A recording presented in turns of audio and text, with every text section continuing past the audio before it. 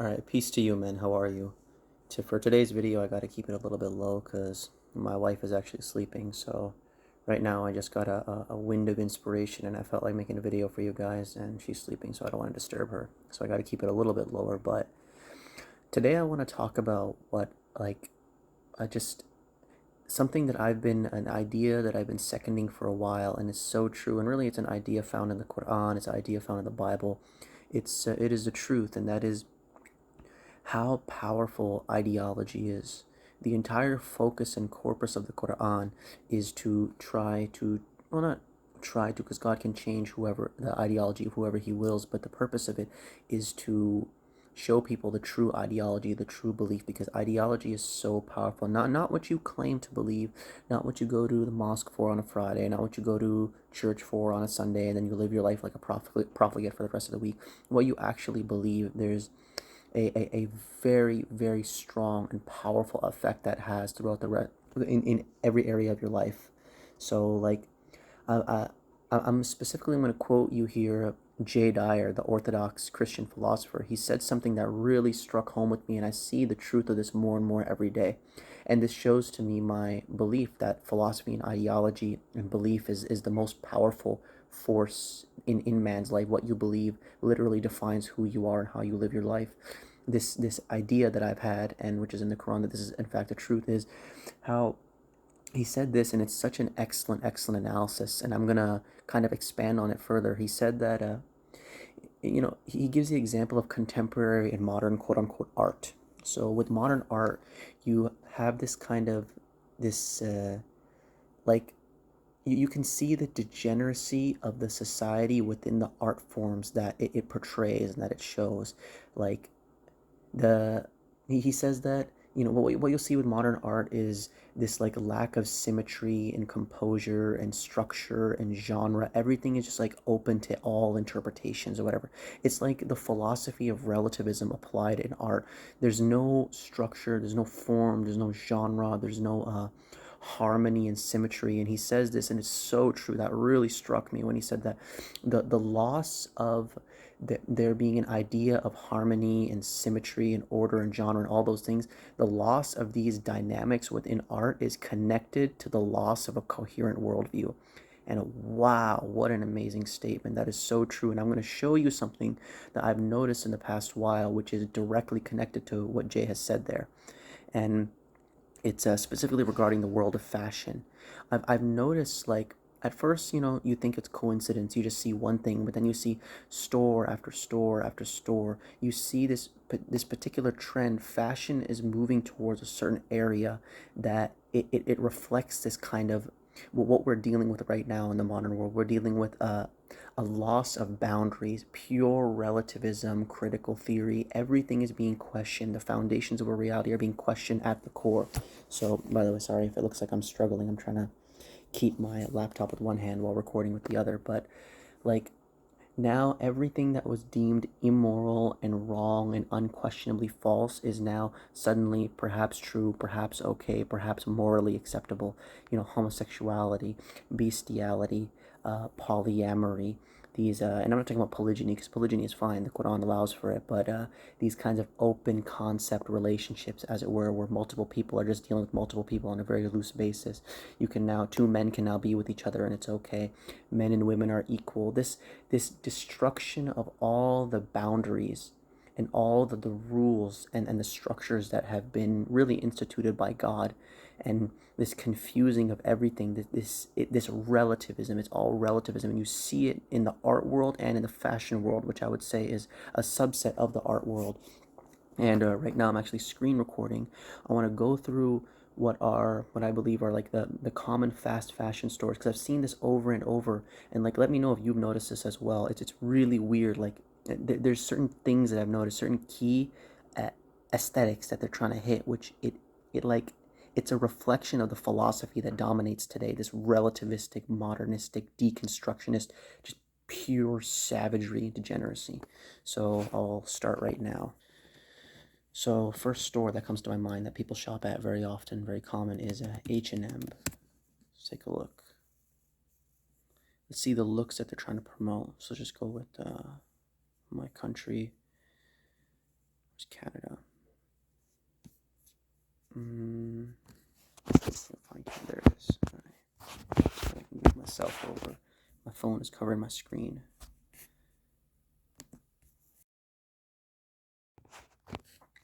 Now let's take a look here. Just see what's trending. It's so weird. There's a look that they're going for. Now, like, what the one of the points, or one of the key parts of this aesthetic is like androgyny. Now, historically, there's always been a difference between how men and women dressed. Men, they dressed in a way to kind of accentuate their masculinity, the certain features that are dominant in a male. So, wider shoulders, height, long, lean. And then women, it's more softer, feminine. It kind of accentuates their curves a little bit. And I'm not talking about dressing like a whore on Instagram, but just wearing like slimmer clothing that accentuates what a woman already has, which is totally fine. There's nothing wrong with that. I'm not talking about wearing things that are skin tight, but just slim, tailored, that shows your natural assets. But this is just being completely thrown out in the modern world. Like, look at this girl right here. It's really weird, man. The bagginess. You know what this looks like. All this stuff. Remember, this is on their front page. So this is the look that they're trying to promote. What this looks like, it's kind of boyish, because they're trying to, because like when you're growing up, before you kind of reach puberty, there is this, as it were, phase of androgyny, where like a man, a young boy, has not reached his full masculinity until he completes puberty, and until then he doesn't have facial hair, he doesn't have the wide shoulders, and same with the woman, she doesn't have the curves that she normally does after she hits puberty, and she starts to bleed and everything starts to come to her. There's this, like, where a young boy and a young girl's body look kind of the same. It's just this skinny kind of stick with no definition, no form, and then they grow into their form as they age. And this is like, with these kinds of clothes here, they're trying to throw that away. Look at the baggy clothing here, completely unflattering, and on top of that, it makes her look like a young boy or a young girl. It's very androgynous and like open concept interpretation. It's very like relativistic clothing. It's relativism applied to clothing. This Einsteinian theory of relativity, man, this worldview and ideology stuff. It affects everything. Everything. The dominant philosophy of today is relativism, and I talk about this in the Flat Earth Manifesto. How this has been applied to the physics as well, with modern Einstein's theory of relativity. All this stuff. The broader worldview of the society, the fundamental axioms that the society believes in, it affects everything. It goes into everything. It weaves itself into the fabric of society, as it were. Like, you see this girl as well. She's just it's another thing I noticed is the washed colors. Very processed. Like everything looks overly processed. A washed kind of dead look. This it You know what it looks like? It looks very gaunt. The people here look gaunt. They look just like drugged out of their mind. Like they've been, they look like what society is. People in front of a computer all the time. Not getting any sunlight, no life in them. Just drugged out of their mind, eating weaponized food. This is what it looks like. It's a very post-apocalyptic look, and it's not just one fashion house. I see this in all the mainstream stores that people like to shop at. So we have this here. Let's just check out another one. What store comes to my mind that I often see, maybe in the malls or whatever? Blue Notes. And for those of you who are not aware, that's a Canadian store. For my viewers who are abroad, let's take a look at this.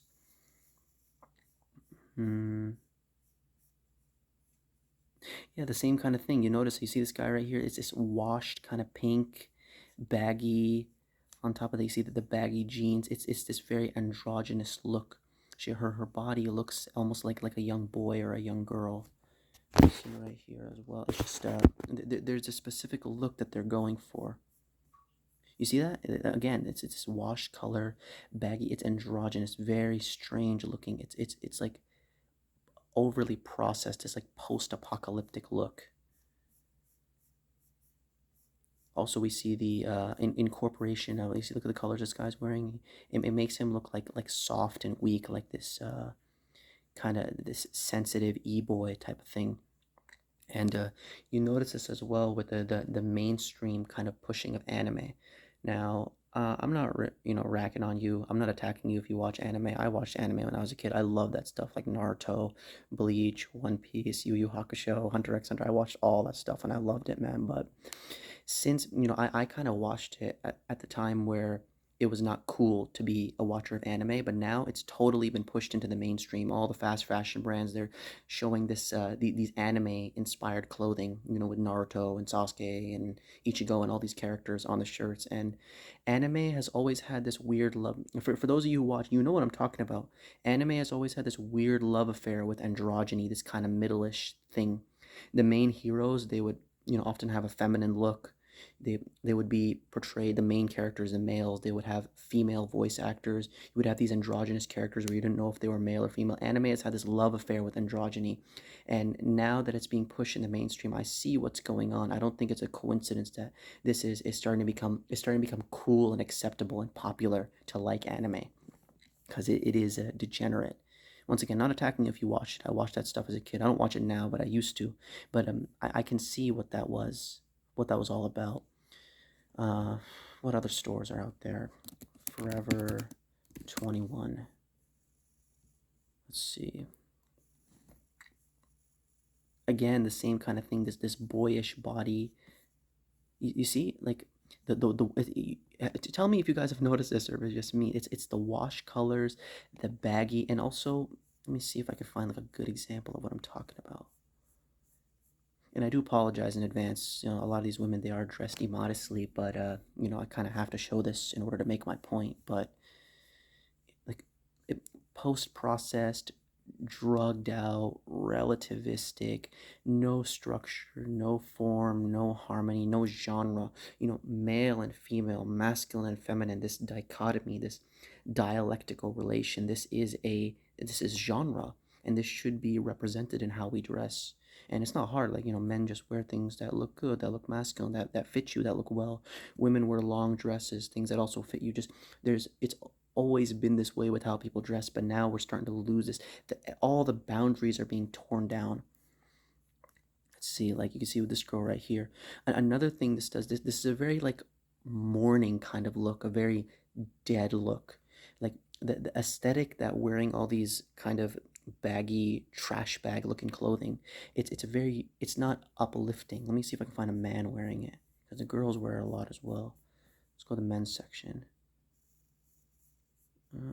Yeah, all of this. You see the baggy hoodies. What this does, let me find a good example though. Yeah, like this. You see how what this is doing is this kind of thing. It creates, yeah, like that. There you go. It creates these downward lines, because a lot of how you dress, it's related to, or the aesthetic that you're going for. It's certain lines that you're creating on your body, and the lines that are being created here with this overly processed baggy clothing, it's downward. It's very mourning and saddened and depressed. It looks like something like a woman or a man would wear if they lost their significant other in some terrible tragedy or accident. You know what it reminds me of? I'll show you. It reminds me of this, if you know what this is. Sackcloth in the Bible. If you look, it's the same kind of. Let me see this. Look. Tell me, there's no way you don't see the resemblance of all of this and sackcloth in the Bible. And for those of you who don't know, sackcloth was something that the ancient Hebrew people, it was like this very tough garment that they would wear, and it wasn't as appealing as a normal garment that they wore, and they wore it whenever they were mourning. It was a sign that they were in a time of distress and hardship and adversity. So people would wear this as maybe a form of repentance. If they lived a degenerate life, they would wear this for a while fasting. Oftentimes they would wear this and reaching out to God in sincere repentance and prayer. Let's see if I can find more. What other fashion houses are there? Like the ones that people always shop at. Zara. Again, it's the same, this pastel color, overly processed, post-apocalyptic look. Look at this person. You can hardly even tell if they're a man or I don't know if this is a man with makeup or a woman. One store, okay, whatever, but all of them, there's something being promoted here, and it's definitely tied to the loss of a coherent worldview, the loss of structure, symmetry, form, morality, boundaries, and kind of genre. This is all this stuff is connected. That's why I'm so focused on the philosophy, and that's why even in my book I'm so gung-ho about the philosophy and flat earth and what this means and the implications of it all, because it's all the philosophy and worldview is the most powerful dynamic on earth, in the world. What you believe, truly believe in your heart of hearts, not what you say you believe, it affects everything in your life. Let's go to their catalog. Just trying to find men's. We'll go with, again, the baggy. See that? Very weird. The men are almost always clean shaven. So it adds to the androgyny. Let's see. The boyishness, that young girl, young boy kind of thing. Let's see. What are we looking for? Let's just try shirts. Yeah, you see that? Like, this could be a woman here. This could be a man. The bagginess, the washed again, the kind of this white, overly processed coloring. And I think you guys get the point here. This is what they're going for. The post-apocalyptic. Like he's wearing trash bags on him. Very weird. This is the loss of form and aesthetic applied to fashion. And this is connected to the loss of a coherent worldview. Even they show people like this who have scars on their face. Now, if you have scars on your face, there's no problem with that. I don't have an issue. That's what God decided to give you. You see, like, I got a patch missing from my beard. I got scars, all over my face, on my forehead. That's totally fine. I'm not saying there's anything wrong with that.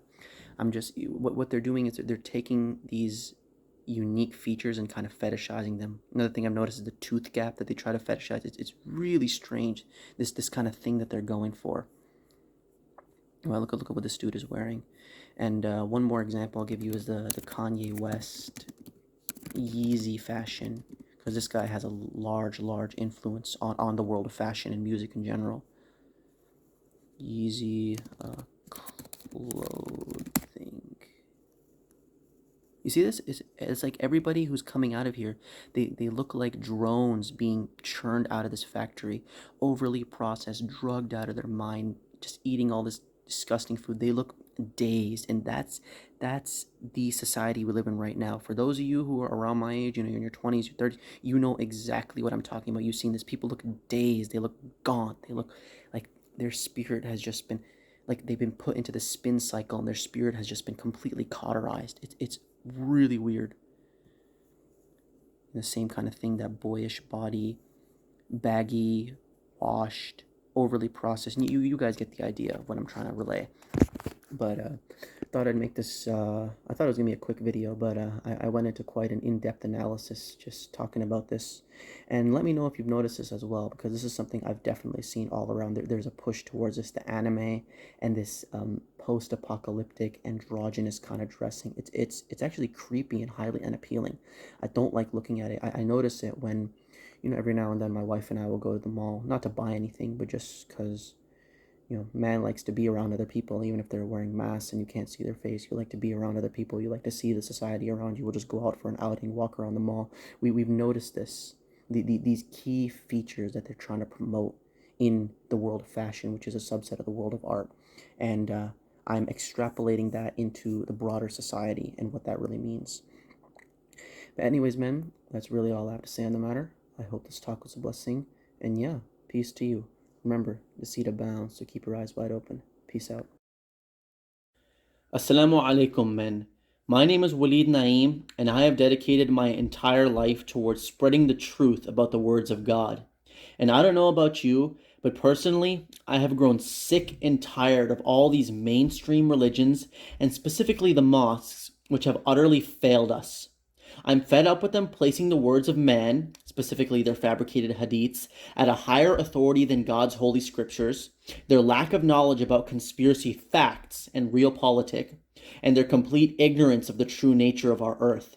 I've had enough of their compromise, their weakness, their lame sermons which put people to sleep, their virtue signaling, their fear of facing any real persecution, and their willingness to let the quote-unquote secular atheist utterly trample over them. The atheists own all of the educational boards and teach their propaganda to every so-called Muslim and quote-unquote non-Muslim child here in the West. And now with the Toyota Corolla hoax, the atheist has successfully broken apart our communities and made us utter slaves to their government. Our so-called quote-unquote Muslim sons are a bunch of wannabe hood rat gangsters who vape, drink, smoke weed, and party like animals. And our so-called quote-unquote Muslim daughters are not much different. They have no interest in hearing about the Word of God. They are all too busy YOLOing. This has all happened while the imams have been living very comfortably off of the hard-earned money of their community members in the donation bins. As stated before, I personally am completely fed up with this. The mosques have had all of the support, funding, enfranchisement, and time of our communities and have produced absolutely nothing. The atheist has made the so-called quote-unquote Muslim man his bitch. He has steamrolled him in every way possible. That is why I created Eyes Wide Open. This channel exists as a call to action for all of those strong believing men who trust in their Lord fully and refuse to compromise the Quran. It is time the true sons of Adam and the inheritors of the tremendous tradition, in other words, the true Quranic Muslims, to set up something for themselves and fearlessly stand up against the madness that is going on in the world. What you see with my channel right now is only the beginning. These short videos I make in my car are all that I have time for right now, working a full-time job. I scribble these together while at work and make these videos while running errands. But you ain't seen nothing yet. If God should will, I have so much more in store for Eyes Wide Open. I want this to be a platform for the believers. Just a couple of things I have planned for this channel is, firstly, creating scholarly books, documentaries, and essays to arm you guys with the intellectual firepower for dealing with all of our enemies. Secondly, I would like Eyes Wide Open to be a center for heavy activism, public and street preaching, going to City Hall, organizing protests, knocking doors, going to baseball, hockey, soccer, basketball, and other major sporting events and preaching to the people leaving the stadium, going to the totally failed mosques, synagogues, and churches and debating with their religious leaders, going to universities and debating the quote-unquote secular professors on their laughable so-called science, and much more. It's time the believers start to fight back and shake the cage of this disgusting system. My goal is to create a base for the believers. I want people to know of our name, that there are dedicated, zealous, and studious men who do not compromise the Word of God, and we are ready to take action. If we keep waiting for our mosque to do something about the real problems of this world, then we will be waiting until Judgment Day. We need to create something now, from the ground up. With that being said, may God bless us in all of our endeavors and guide us every step of the way. If this sounds like something you are interested in, and if you want to be a part of the movement, then you can help me out. My Patreon and PayPal are linked in the description of every video, and, God willing, if enough generous believers decide to fund this platform, then I can quit my full-time job and look for something part-time, or, even better than that, leave employment completely, which will give me more hours in the day to do this work. I do not care to be rich. All of that stuff is vanity anyways. But the fact of the matter is, my wife and I need to eat and have a roof over our heads. So, if you wish to support the cause, then I thank you sincerely for that and promise to fight with might and main in the cause of God for the believers.